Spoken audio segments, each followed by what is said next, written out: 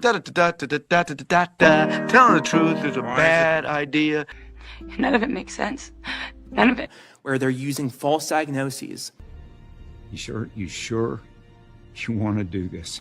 And then misrepresented sexes in order to bill insurance companies to conceal, quote unquote, gender affirming care. You know what history does to trained physicians who ignore science. Oh, wow. I was diagnosed with generalized anxiety disorder at 8 and prescribed Prozac. What if you had to tell someone the most important thing in the world, but you knew they'd never believe you? Their families left in ruins. Bleeding with pain and soaking with pain. Telling the truth can be dangerous business. Why? Why? In June 2024, California Shasta County CPS seized our 15-year-old virgin daughter, not for abuse or neglect, but solely because we refused to affirm her sudden desire to transition. Because that's what families do. Mom, they take care of each other. What I mean by that is back in the 70s, lesbian mothers were in a position to lose their children just because they were lesbian. Oh, is that brilliant? Telling the truth can be dangerous business. Honest and popular don't go hand in hand. How much money we think each patient would bring in, and this is only including top surgery. This doesn't include any bottom surgery, and it's a lot of money. These surgeries make a lot of money. So female to male chest reconstruction can bring in $40,000. And so my story is different from a lot of the others, the younger generation now, because I didn't do it because I wanted to be a man. I never medicalized except for testosterone, and the long-term usage of testosterone was what caused me to have a hysterectomy and was a major contributor to those 5 heart attacks that you mentioned. Tell the truth. When it settles onto the ground, when we have to actually make decisions about our own safety, or as a clinician, if I'm doing risk assessment and talking to people about institutional placement decisions, sex is a part of that picture. It has to be. And I don't think there are very many trans men who don't understand that. Tell him the truth! You lied and cheated? I was depressed, and I had also learned that I like girls and started identifying as LGBTQ in general. So that's what led me to online. Dangerous!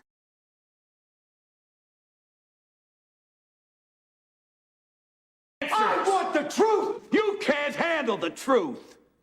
And then she goes on to say in her article, if this critical misunderstanding, which creates years of disability, medical, shopping, hopelessness, and failed interventions, is unfortunate, its extension into gender medicine is tragic. You never know what someone might believe. Telling the truth is a difficult problem. Telling the truth is a scary. Telling the truth is a scary predicament. Telling the truth is a bitter herb. Forget herb. I never heard of a hit that had the word herb in it. Telling the truth is.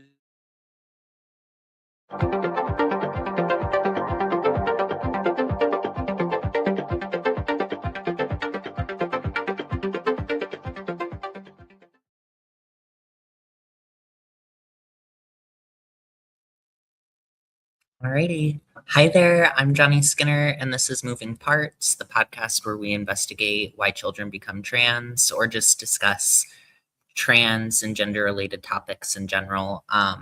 This segment covers the gender news over the past week, and over this past week, the whole gender landscape has been at least rather quiet in the US at least. The only thing I could find that's new is the Trump administration's HHS has begun to back off their threat to withhold Medicaid and Medicare from hospitals that have gender clinics. Originally, they were going to withhold Medicaid and Medicare under suspect that there could be fraud going on. And over the past week, there was a ruling, maybe not a ruling, but there was an announcement that the Department of Health and Human Services will not be finalizing a proposed rule that would have blocked all Medicaid and Medicare funding for hospitals that provide pediatric gender-affirming care. So I'm not quite sure what to make of this myself. I feel like with enough stories out there like mine that show fraud within this industry, Medicaid fraud specifically, I believe that there should be a deeper investigation onto it. But, you know, we'll see. I wish that our host, Ellen, was here to discuss with me. I always love her perspective. Our beloved Ellen is on vacation for the next couple of weeks. She is touring Europe, so I'm very jealous of her, but she sent her warm wishes from Berlin to Darla, myself, our guest, and all of our viewers. And with that, I feel like we can move on to the next part of the show and introduce our guest. We are having Hendrix back on this week. Hendrix is a well-known detransitioner and advocate against gender-affirming medicalization, I would say. Very well-known on X. And I would love to extend a warm welcome to our guest. And hi, Hendrix. Hey, Johnny. How are you you? going? I'm doing well. Well, Yeah, thank you for coming back on the show this week. I want to get right into it, really. I had seen on Twitter over the past couple of weeks, you had gone to visit a friend out in, I believe it was in Seattle, if I'm correct. yes. And you had a unfortunate experience out there. Would you like to tell us a little bit about that? And we'll kind of lead that as our segue into the conversation. Yes. So on June 24th, actually, which is my birthday, it was my 44th birthday. That's the day I flew out that morning to Seattle to meet another detransitioner that I had known for a couple of years, but that I was going to go out and meet in person, celebrate my birthday, and go out there and see the West Coast. I hadn't been to the West Coast since 2012. Last time I was there was San Francisco, so I was pretty excited to see the Pacific North. And I've been to Portland, so this was like my third time to the West Coast. Mm-hmm. We had a great day. Like we went to different areas in Seattle, went shopping with this friend. Normal things, just normal things. And then we went out to this place called Cal Anderson Park, which I was not aware of really before or after this incident. Like I didn't understand where I was, and what it was explained to me, it was like this gay neighborhood, neighborhood, right, or gay area, which I know a lot of communities have like a gay or gay friendly area. Mm-hmm. So it didn't really like ring the alarm for me. So we're sitting in this park. Two of us are detransitioners, and one is a gender critical person, and it's I don't even know how to describe it. It was like a bunch of trans identified individuals kind of just hanging out in the park, but we were doing our own thing, filming ourselves. Like we've been filming all day, taking clips, just documenting that we met. Yeah, normal stuff. Like actually, like we were going to make detransition content with it. Anyway, but I don't know. These trans-identified individuals come up to us, and this whole fight pops off. It's really hard to like really get into what was said, or you know what I mean. But like they came over to us. Water was thrown on Ari, or the friend, I should say. I don't want to say names. And it just got wild, and I got jumped. I mean, I'm trying to not give like violence, gore, you know what I mean? But yeah, I got jumped. You're fine. I mean, that's the reality of the situation. And I would like us, Darla's gonna throw up some photos here that you shared with us. That was you before the attack, I presume. You look pretty happy there. Yeah, I was happy just hanging out. You know, I've been of course, I don't want to get into like rumors and speculation, but of course there is that. And that I went there on purpose to like start some riot. And I'm just like, no, I was really there for my birthday, and you can see that. So no, you look pretty relaxed there. That's your pocket. after the attack. It looks like they tore your pocket or cut it. Yes, it was when I was on the ground. Like somebody the front of my pants were ripped too. You can't see this in any of the pictures I sent you, but they stole my iPhone 16 Pro Max right out of there. That's how they got it. Oh my gosh. Yeah, That's and your then knee all that's both of bruised my up. knees. Oh my God. The one knee had down to the skin. That was my eye. That got kicked in the face. Oh. That I could see that. I remember the Converse coming right at my face. Oh my gosh. That's terrifying. Like I know that bottom of that shoe. Yeah, it hurt. Yeah, it looks incredibly painful. I will say I want to add that before any right at the beginning of the incident, I was held, like somebody held me back and I got maced directly in the eyes. And then throughout the attack, I kept getting maced. So while a lot of people saw the footage and were like, was this person drunk? Because I'm kind of swinging everywhere and it looked like I can't see. Well, I can't see. That's why. It was pretty obvious that you were blinded because you had your eyes, scrunched shut. Yeah. Unfortunately, I've seen people get maced. So I've never been maced before. It's not fun, but I don't recommend it. Do you think that these people, because I followed the story like when it first happened a little bit, and I know that they arrested one of the perpetrators. Yeah, the one that maced me and kicked me. Yeah. Do you think that they knew about yours and your friends' content creation? Like maybe they recognized you guys, or maybe this was like a random attack because like was it a bad neighborhood? Yeah, I don't think it was like it. Being from Michigan and Detroit, where I'm from, I didn't think I was in a bad neighborhood, so to speak. I think I think it was a mixture of I think the detransitioner that I was with is known in that area, was wearing a hat that wasn't a MAGA hat, but is a red ball cap, and that resembled one. That resembles one. I don't think I was personally recognized. Now I would be if I went back, but yeah, I don't think I was like attacked personally for like, oh, you're the pissed off lawyer or something. Right. But it got I do think it was like targeted on the hat and politics. That's kind of insane too to think about, that you can even like wear a red cap out now without risking violence being inflicted upon you, because the political polarization in this country has just taken us to such an extreme place. Overall, I'm wondering what your thoughts are on that. It's really, I've been warning about this since like 10 years ago. Like political rhetoric and the division has really increased over the last 10 years to like an epic point. And it's like to the point where nobody can even have common ground, right? We just automatically attack and like everyone's the enemy. And that was like the kind of the culmination of that idea. We're just the bad guy. We must be bad guys because we're sitting there. We had the camera like facing us, front camera. They thought originally we were filming them. We were not. And they didn't like that, and so on. And then that's how it happened. But I do think, political violence is pretty prevalent by 2026, and that's very terrifying. Yeah. I've noticed with people we don't agree with. That's what I would say.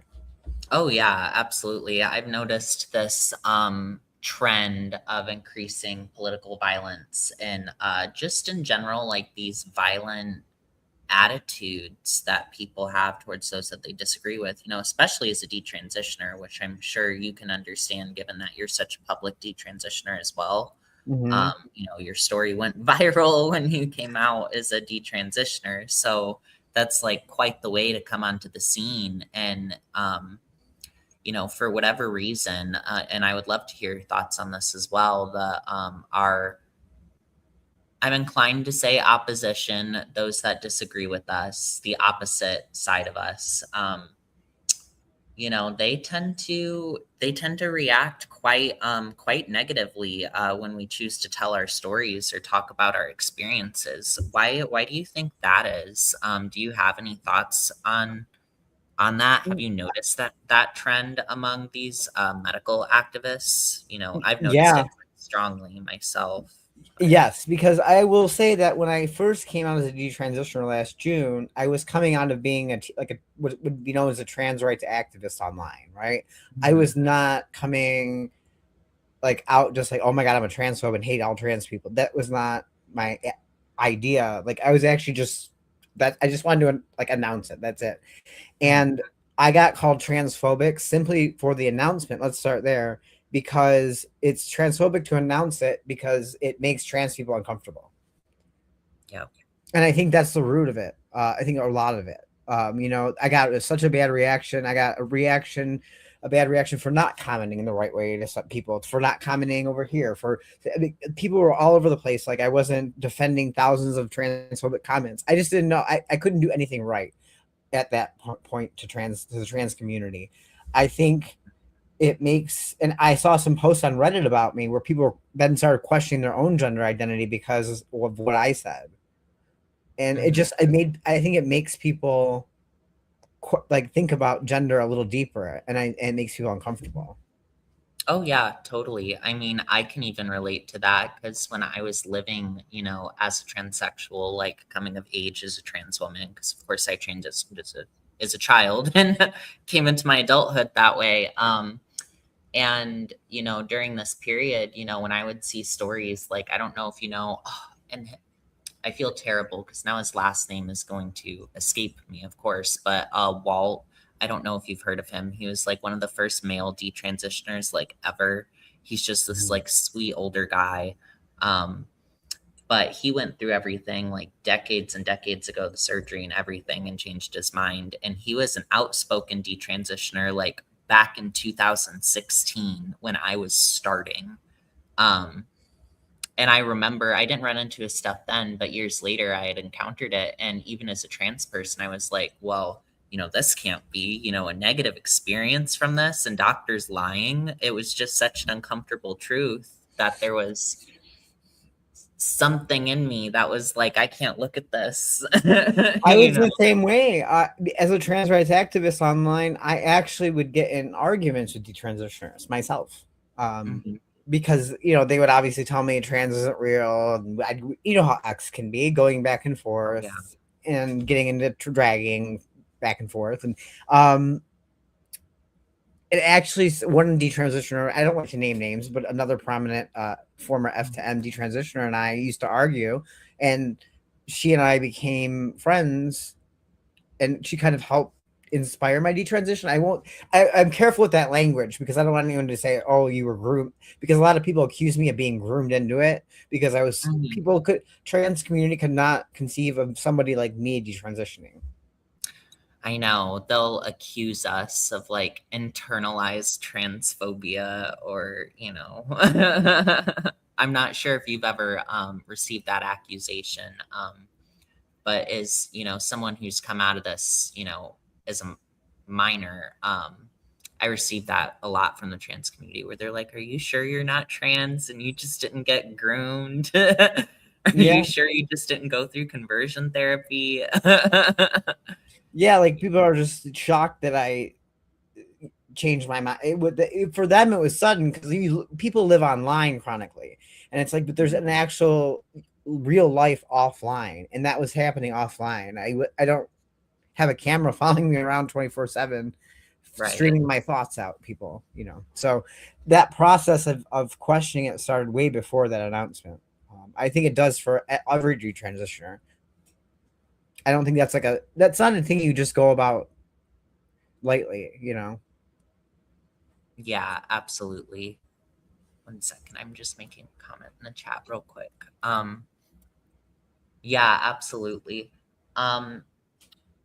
So with this vitriol that we're noticing this uptake and hatred towards specifically people in our position, especially as across the country there are ongoing investigations and inquiries into the legitimacy and the evidence base of trans medicine.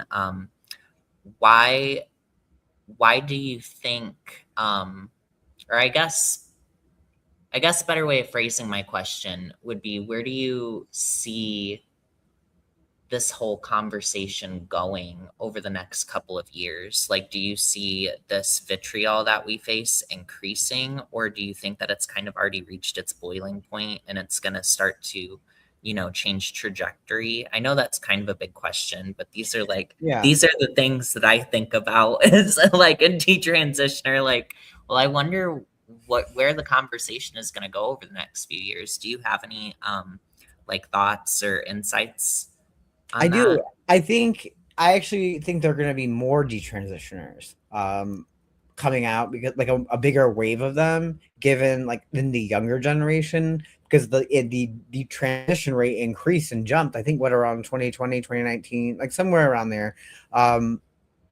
We might see like another wave of them. I don't think it's over quite yet, but maybe we're getting to a boiling point.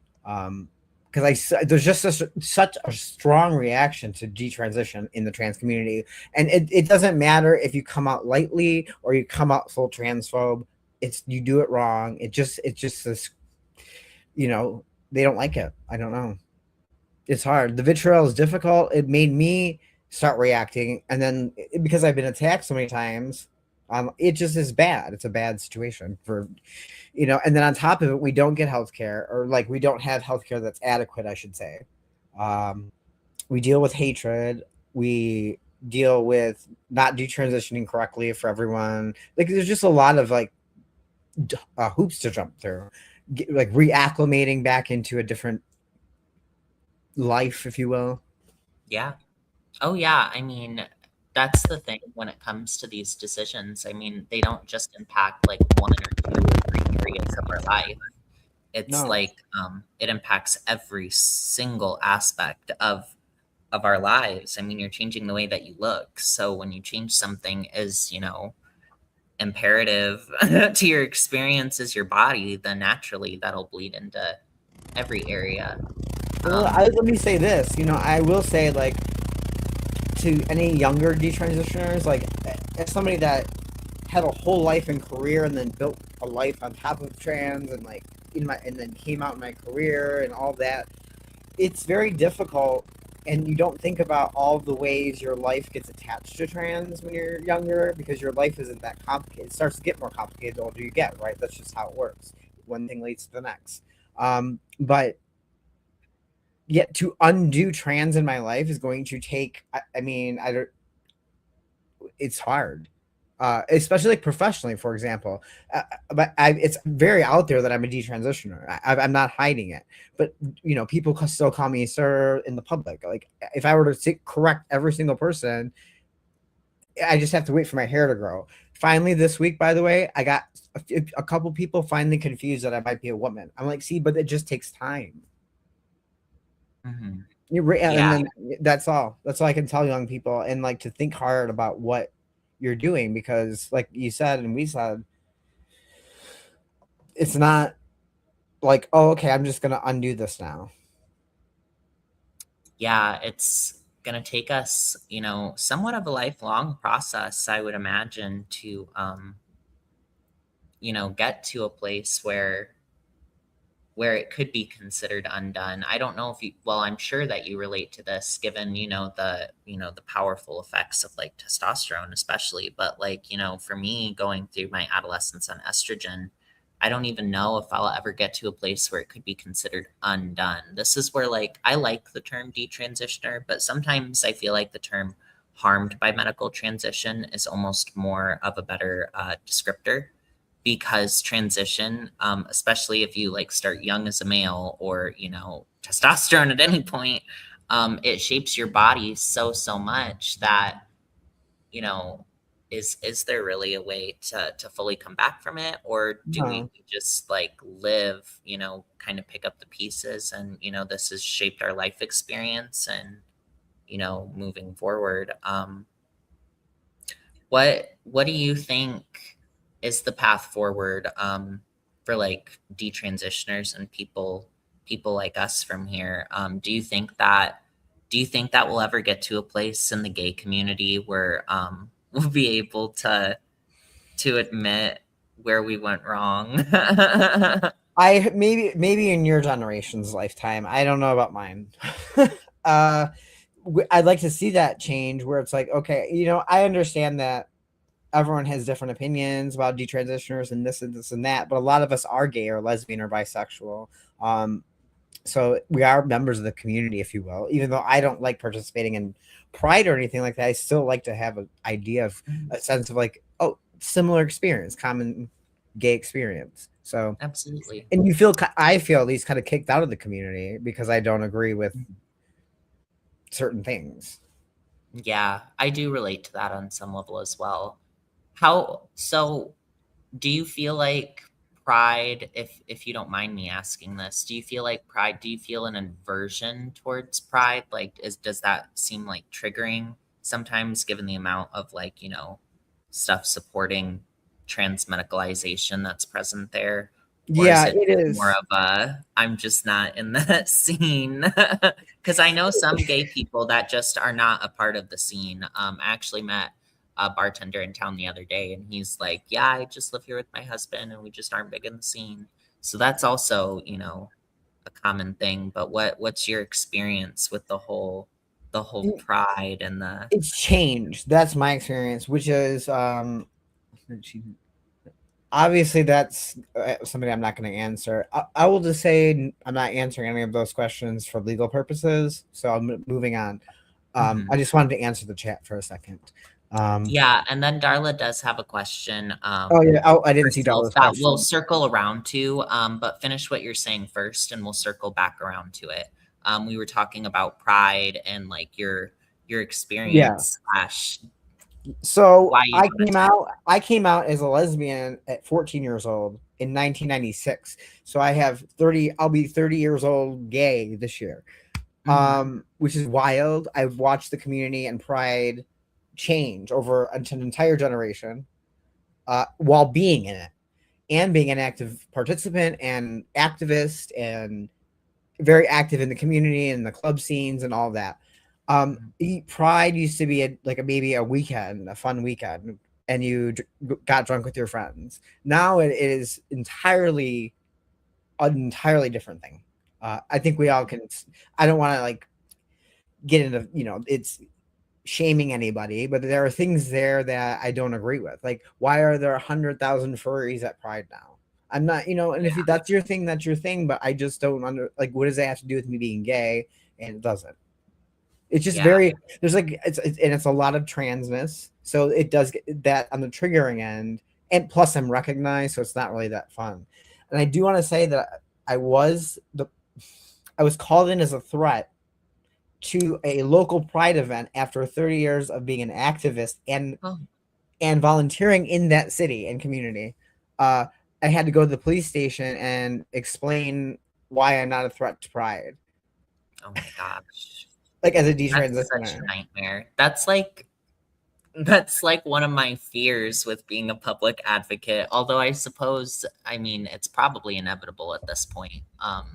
Because even at our local Pride here, they had a little like a printed out sheet called Persons of Concern. And it wasn't even like all, like there were some homophobic people on there, don't get me wrong, but a lot of the individuals on there were just like nurses or doctors or people that just spoke out against pediatric medical transitions for minors. And it's like, well, why are they being put on a Persons of Concern page with like people that promote actual conversion therapy? You know, that doesn't seem right. No, that isn't right. So I want to circle back around to Darla's question, which was, what do you guys think about more being learned and understood about gender play a role in the detransitioning of individuals?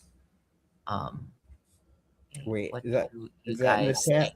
Oh, there we go. More being learned and understood about gender play a role in the detransitioning of individuals.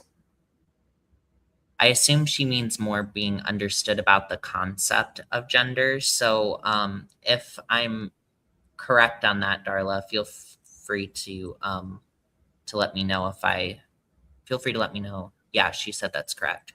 So what do you think about, you know, as, you know, we progress more and people tend to, you know, we're having a more we went through this period where we didn't really have a concrete definition, but we're getting a more solid idea of what people mean. What role do you think that plays in the detransitioning of individuals personally? I'm of the impression that it has a very complicated role. Because obviously some people have come to a better understanding of themselves, through elaborated definitions and understandings.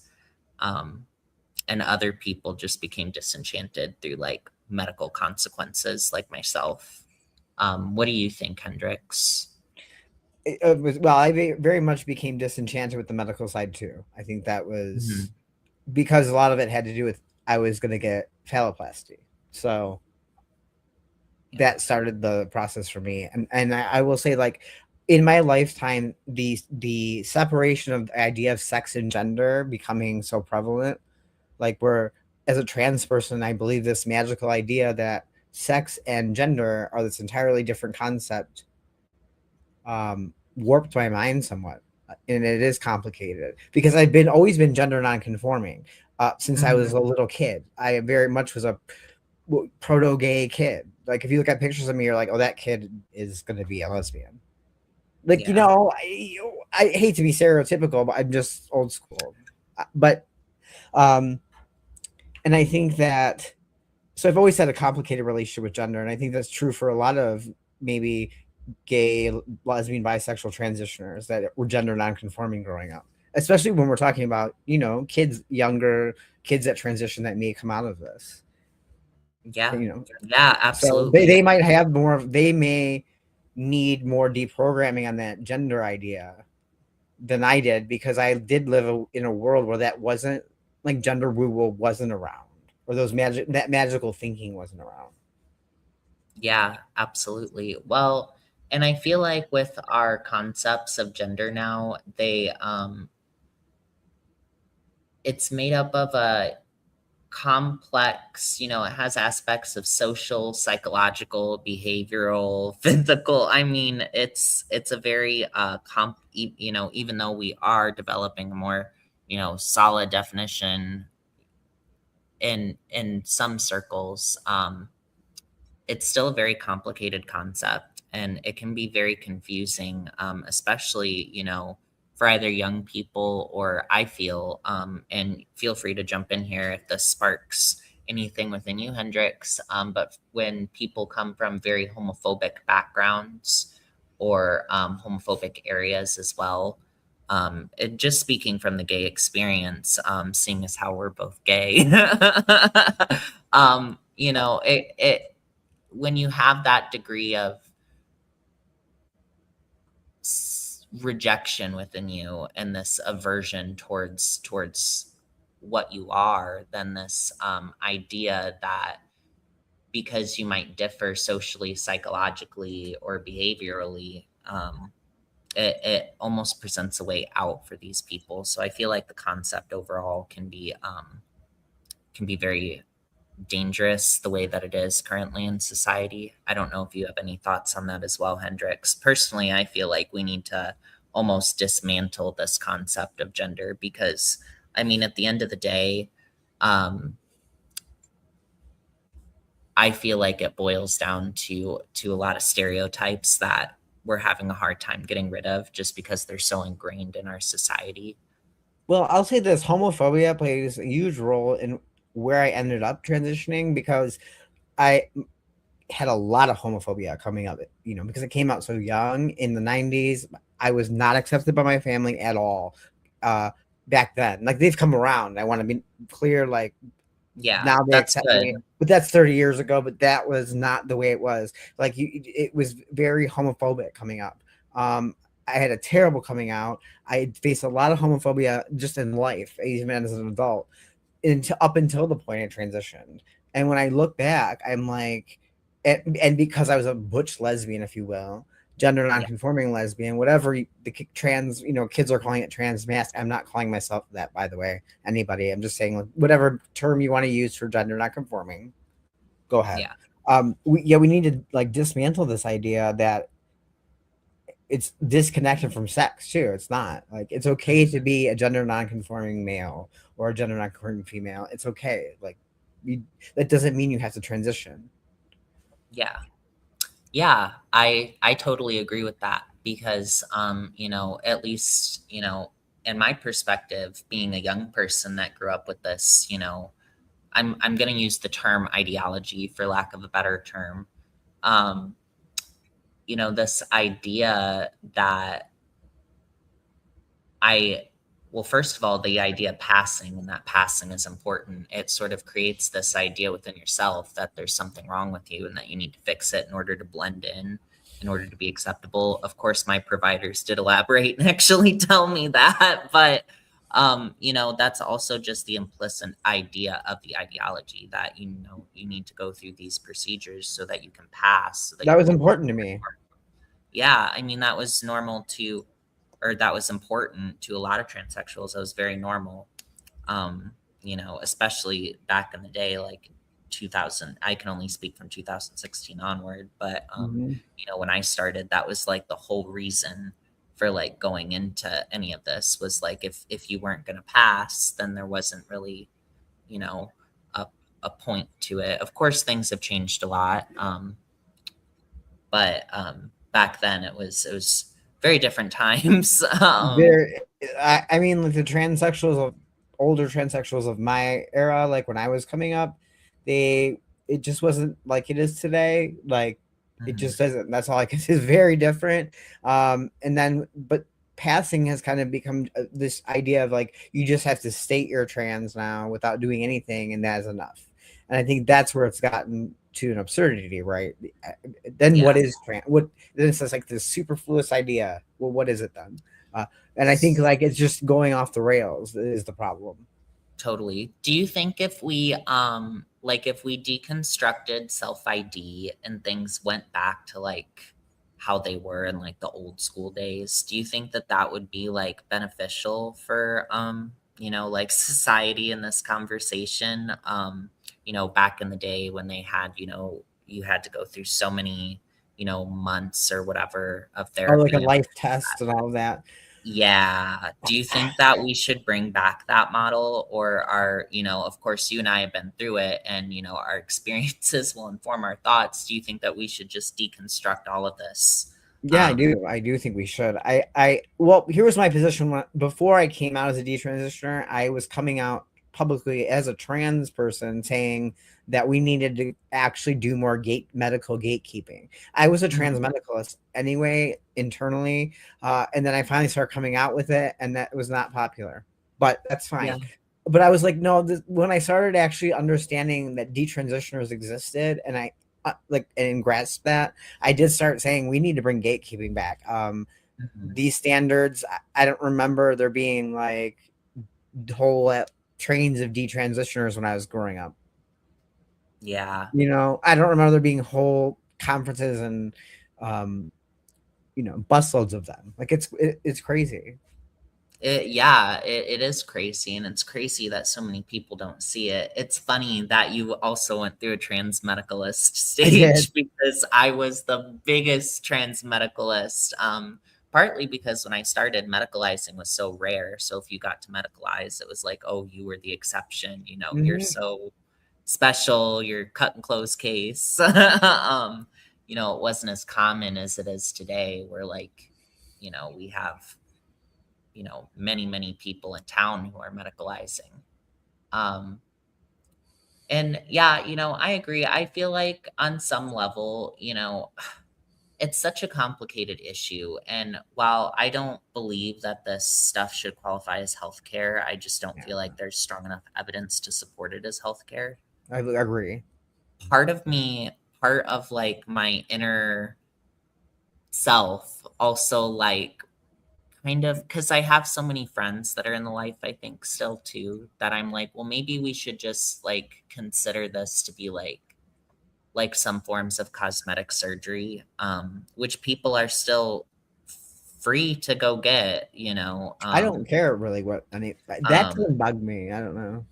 Yeah, that's something, a thought that always comes into my mind during this conversation. Of course, that's like a me thing. It's something that I grapple with all the time. Like, well, how, of course we need to deconstruct this practice because it's gone way off the rails. But like, what do we do after? Like, and that leads me into another question I had. I'm just curious on your thoughts on this. Of course, society, even if we are to deconstruct all of this, so many of us will have gone so far through the medicalization that we will always, appear different, and society is going to have to meet us, where we're at a certain point. How do you think we should go from there? Like, like when it comes to like, I hate to go to like, what are your thoughts on the bathroom bills? But Oh dear. what do you think, like people like, oh, and I love him to death, but like Buck Angel, like what do you think we should do with like people who just, have been on this path, for so long, and they're always going to on some level look like the gender that they had previously identified with? Well, What do you I have think? I have a lot of empathy for those people because I mean, like if I shave today, for example, but when I Mhm. have to do that every day, or I'm gonna grow a beard. I did start laser hair removal, but that's going to take a minimum of eight sessions. My doctor said, plus electrolysis, and maybe at that point more. So this is gonna be a while. So it's like, now I lost my train of thought. Hold on a second. I was You're reading the good. chat. I got distracted by the chat. But yeah, so for me, like, and my face is masculinized, and like there's just permanent, I have top surgery. I can't grow back body parts. So there are just certain, I look different than I used to. That's just the end. I do get mistaken as male. I can't correct every single individual walking through life. Um, but or maybe slowly when I grow my hair it'll change, but I don't know. I think to set up I didn't like the idea or the word detransition last year at all. I Mhm. actually had a lot of private conversations about it because I felt like, well, but we're detransition to what? Like I can't regrow breasts. I have a full beard. My voice is not going to change back. So Yes. It's like, what am I going back to? yeah, so it's like now I've kind of entered a rediscovery phase of like, where am I going with that? Like, where can I go with that even? So I did start laser, which is positive, but that's something I want to do. I don't even want people to have elective surgeries or procedures they don't need because we've done that, Totally. and I don't recommend that. So I wouldn't recommend, I'm not saying you have to do all these extra more procedures to be this certain label. That's what I want to say. Yeah. But what do you do with the bathrooms and sports and all of that? Well, I think bright line rules, and you may not agree, and people listening, and this is where me and trans people don't agree on, just like, your biological sex, go here and you go here. But I wouldn't say like, okay, the trans community has brought up advocating for third spaces, for example. Maybe that is a thing that Yeah. society can compromise on. I don't know. I don't necessarily have the answer, but Yeah, I was just curious about your yeah. thoughts on that. Since it's such a big part of the conversation, I often think about it because part of Yeah. my story, when I was in high school, I never wanted to use female spaces because I felt like, first of all, I don't want to make other people uncomfortable. And second of all, I was dysphoric, right? So why would I want to be put in a space where there was even more of a spotlight shown on me? Oh I yeah. wanted to not be seen. So I would use the nurse's restroom, which I'd always done because I'm also just, a germaphobe. I don't like public restrooms. Good. That's um, probably for the best. so yeah, and my school had started not giving me the key to the nurse restroom because they wanted me in the female restroom because of course this was like 2018 2019, so they wanted like a trans advocate in their school, and of course I was not able to do that and had to leave because of health issues. So I often, because of that, think about this whole bathroom conversation because, you know, when I was going through it as a dysphoric, hyper-aware kid, it was not beneficial to be pushed into these spaces. Darla also had another question that I would like to cycle around to. She asked, how important do you think the label gender nonconforming is? And is that label even needed? Gender is a continuum, and why can't people live on that continuum without a nonconforming label? Okay, let's see. I think, I mean, look, I hate labels at this point. I hate identity politics. I don't like it. I was an activist for years and years and years. And so identity politics is kind of bit like with gay rights and then with trans rights. So I don't like labels. I think the only reason I use nonconforming is because society still does have a problem with nonconforming gender, what gay or straight. Like, we still have a problem with that. Would I like to get to a place where it didn't matter? Yes. Yeah. Which I suppose I would echo that answer because, you know, I call myself gender nonconforming, and this, you know, ties into earlier where I was saying we need to just, you know, I would like to see the whole concept of gender just deconstructed because, you know, there are a lot of places in the world where people are not very accepting of non-conforming people because we don't fit into their very narrow stereotypes of what they think someone of our gender should be behaving like or presenting like, or what have you. And her follow-up question was, gender is a continuum, and why can't people live on that continuum without a non-conforming label? I think that would be, I think the ideal solution would be for us to not have this concept and just let people, you know, live and present as they would wish. I feel like if we worked towards, you know, deconstructing this concept, it works on two fronts because you're not pushing people into an othered position, which unfortunately, you know, I don't feel like gender nonconforming should be an othered position. Thankfully it's getting a lot better in the US and in the West, but in a lot of places in the world, in a lot of rural places in the US too, it's still considered an othered group. Mm-hmm. And then on the flip side, if we work on deconstructing these gender stereotypes, we're directly challenging the negative attitudes that people would have against nonconforming people. So it's a double positive in my mind, in my view, to work towards deconstructing this concept of gender. You know, it's interesting. I wanted to put an interesting fact out there. I did like a double major program back in college. I did political science and women's studies. Originally, my program, the women's studies end of it, was called women's studies. That's it. The year I graduated from college was 2006. That year, 2005, 2006. The 2006 semester when I graduated, they changed the program name to Women and Gender Studies. And I should have known then that the seeds were being planted to change the idea of feminism and all.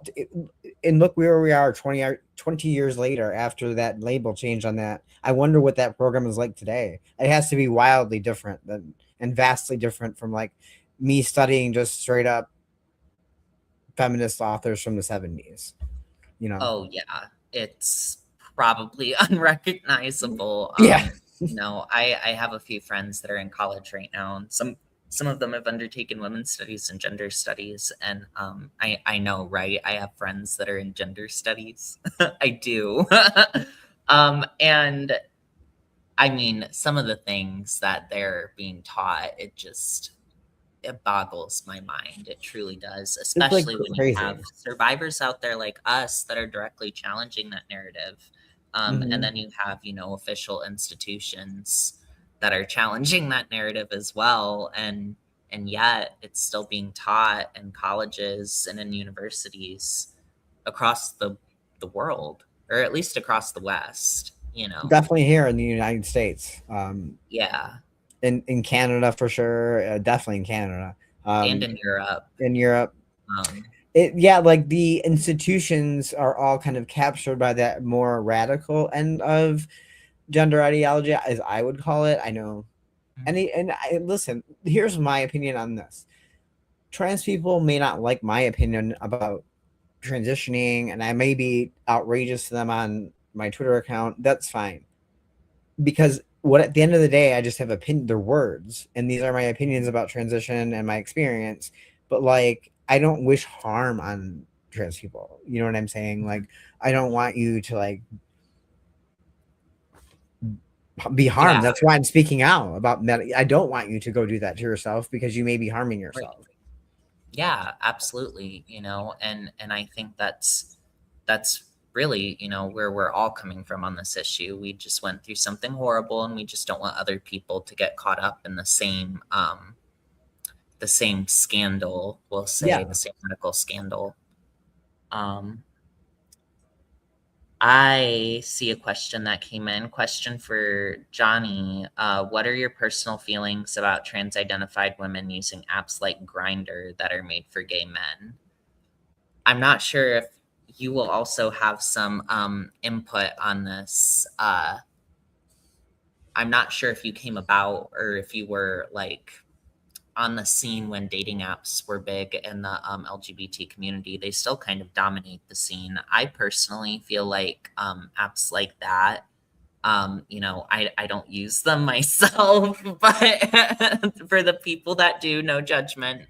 I feel like apps like Grindr, even though it's made for like gay men, I know that you're allowed to make a bio on there. And I think that if you just put it in your bio, then like, who cares? Because Grindr, from what I know about it, it's not an app that people are necessarily using for long-term connection. As far as I know, I could be incorrect. I'm not big on that scene. Do you have any thoughts on that, Hendrix? I'm not sure if like when you were going through your whole process, I had a few friends myself that were FTM that identified as gay men. I'm not sure if you'd ever encountered anyone like that. I did. I didn't like being called a straight man. But I never called myself a gay man. I got accused of that on Twitter once, and I was like, I've never said that. I thought that was bizarre, or like the idea of a trans lesbian it just doesn't really work. Is there other maybe words they could use? I don't know. Doesn't line up very well. And here's what I used to say even when I identified as trans. If you don't want to sleep with me just because I'm trans, I don't think that's transphobic. I never found that transphobic in all by itself. Yeah, I relate to that too. Because when I first, started coming of age between like the ages of like 18, 19, 20, when I was on the dating scene and all of that, there were lots of men that were not interested because I was trans. And I never found that personally offensive. It was just like, oh, I'm just not your cup of tea. That's totally fine. It's just a part of putting yourself out there. So I never really understood why this became such a big part of the conversation, especially in the trans community. Regarding dating preferences, I was like, well, if you're not their cup of tea, why would you want to be with them? That doesn't sound happy at all. Awful. Like, that's the whole point. Why would you want to be with someone that doesn't want to be with you? And I will say that even when I did use dating apps as a as a trans man for plain language purposes, I put it right there. Like, I put trans, like, I couldn't make it more apparent and like bright neon sign that what you're getting is a trans man, which equals a female.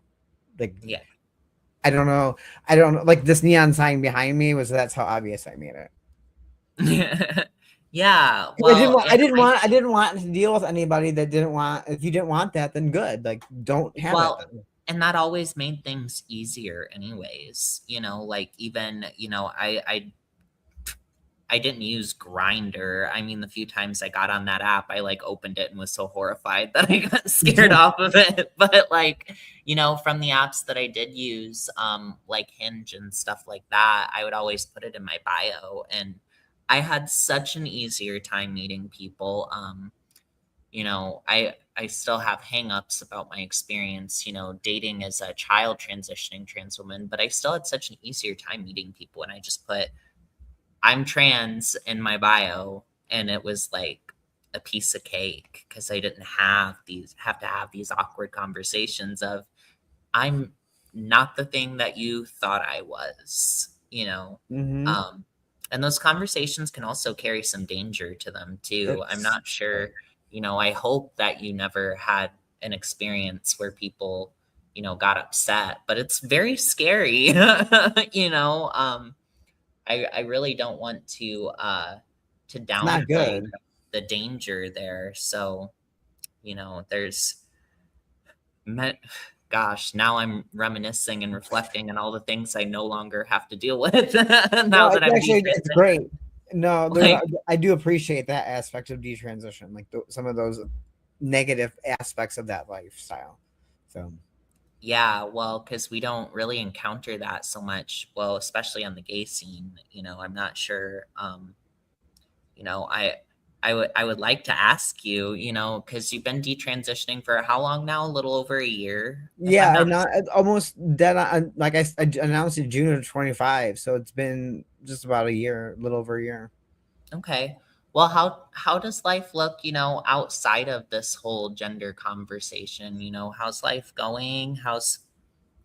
Have you met someone? You know, how's life going Life outside of all of this? life is great on in terms of like my real life, and I think people like we get into these online personalities and people just see that, right?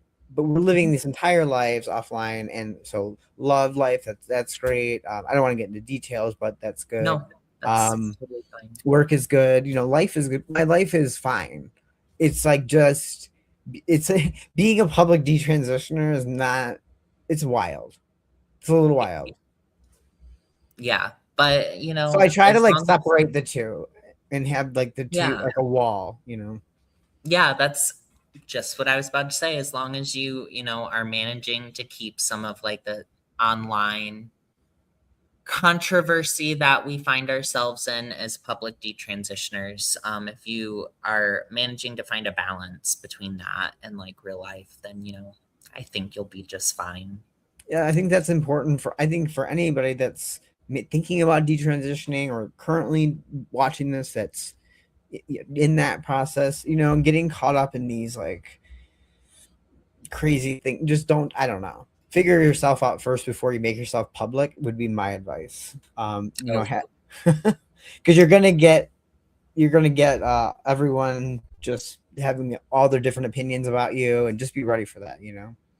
Oh yeah, certainly, certainly. I would not recommend people jumping out into the public eye, especially when we're going through such vulnerable processes. I mean, of course, some of us found ourselves in that position, but it's definitely not something that I would say that everyone really has like the aptitude for. So I didn't understand like the gravity. I like understood that wouldn't maybe make everyone cheer. But if you actually read what I wrote, it doesn't say anything negative about trans people in it, like the announcement itself. So it's been, and then when I posted it, like I said in other interviews, I did it for like an accountability reason because I was going to work. I had court at 8 a.m. So it was like 6 something in the morning when I did that. It wasn't even like during a normal hour. So when I came out of court, it was nuts, and my life has never been the same. So that's why I would say, if you're gonna want to be public, maybe do a lot of like soul searching or therapy, or therapy I guess is hard, or maybe like find some community, meet other detransitioners. I think that's important. Yeah, that's huge. I know that Beyond Trans has some phenomenal groups that I would highly recommend to anyone. Like if you're questioning or detransitioning or, you know, whatever, the Beyond Trans website, I would highly recommend reaching out there and seeing what resources they have available. Someone else had asked if we have any thoughts on polyamory / dating someone who has another partner because they've heard it's common amongst the LGBT community. I'm not sure if you have any thoughts on that. I personally, I don't care what other people do as long as everyone knows. I mean, Look, I don't really give a crap what other people are doing. Yeah. I don't have like some deep thoughts about it, so I'm not like against it. Our thoughts are as long as everyone's informed and it's consensual, Correct. then why do we care? You know, it doesn't affect us. You know, and I feel like, I mean, I wish that more people would adopt an attitude like that. You know, I remember growing up, like in the early 2010s, everyone had this very, at least as far as I remember it, maybe I'm remembering it different because I was a child, but I remember everyone having this very open-minded, well, not my community, they were not open-minded, but it was more of a, I felt like the overall vibe that people had where they were a lot more open to disagreement or different thoughts or different lifestyle arrangements. And they didn't care so much what other people did unless it directly impacted them. I feel like things have changed a lot in that regard over the years as well. You know, because one side gets more extreme, so naturally the other side will. And I feel like a lot of people are clashing in that way. So yeah, do you have any like closing statement or any closing thoughts that you would like to go over before we let you go tonight? I don't want to. I've had you on for an hour, so I don't want to take up your whole. I appreciate it. No, I've been enjoyed being on the show again. Thank you for having me on. And as usual, I would like to say to anybody, just reach out to, like you said, some groups or Beyond Trans, or check out, I don't know, I don't know the exact website. I think you just stated what it was, but yeah, stay healthy, everybody. So, all right. Well, thank you so much, and thank you for coming on and talking to me tonight. It was good to have you on again. All right, have a good night. Yep, you as well. Bye-bye. Bye-bye. All right. Well, I thought that was a good conversation. I just enjoy collecting other people's thoughts on these topics, you know, because it's such a complex issue. All of these gender related issues, this whole conversation is very complex. So I always think it's nice to be able to give people a platform to discuss their experiences and their thoughts on this whole topic. I'm gonna check one more time to see if I have anything else coming in. Nope, we're good. All right. Well, I have to get off of here shortly too, everyone. So I just want to thank everyone for tuning in and listening tonight. And if you have any, thoughts, comments, anything, feel free to post them in the description on the YouTube once we get this posted over to YouTube. And we will do our best to get back to you. And like I said, Ellen is away traveling for the next couple of weeks. So I'll be hosting this for the next 2 weeks. And then she'll be back after that. And yeah, so we'll just send our well wishes to her. Thank you, everyone, for tuning in. And thank you, Darla, for running the technology booth for me. I couldn't do this without you. And I'm going to tune out. So thank you. Bye-bye.